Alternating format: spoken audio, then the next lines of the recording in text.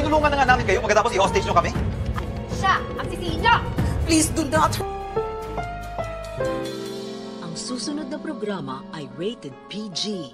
Ito ay nangangailangan ng patnubay at gabay ng magulang para sa mga batang manonood.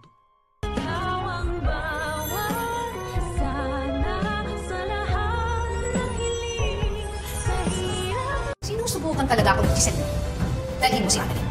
Itutuloy na nga ni Madam Lotus ang kanyang masamang balak at ito nga ang paghihiganti dito kay Giselle nang dahil sa hindi nito pagtulong sa kanya na makiusap kay Warden na palayain siya saglit upang makita ang kanyang anak at makasama ito sa kanyang operasyon. Kasabwat nga ni Madam Lotus ang kanyang mga bata sa loob ng kulungan ay isaasagawa nila ang pang-hostage sa lahat ng mga taga-Apex at kabilang nga rin sa mga bibihagi nila ay ang mga presong hindi nila kaalyado at isa na nga rin dito si Moira. Ilalabas naman ni Robert ang kanyang sama ng loob dito kay Madam Lotus at sasabihan niya ito na tinulungan na nga sila ng Apex ganito pa ang igaganti nila sa kanila. Pero igigiit ni Madam Lotus sa kanilang lahat na si Giselle lang daw ang dahilan kung bakit nangyayari sa mga taga-Apex ang lahat ng ito. Kaya naman daw kung sakaling may mamatay man sa isa sa kanila ay wala silang ibang dapat sisihin kundi si Giselle. At dahil nag-walkout na nga itong si Giselle sa kulungan ay tatawagan na lang siya ni Madam Lotus upang sabihin niya ang kanyang hiling. At ito nga ay within 20 minutes daw ay kailangan niya ng makausap ang kanyang anak na si Carla. Ang problema nga lang ay kasalukuyan ng inooperahan si Carla,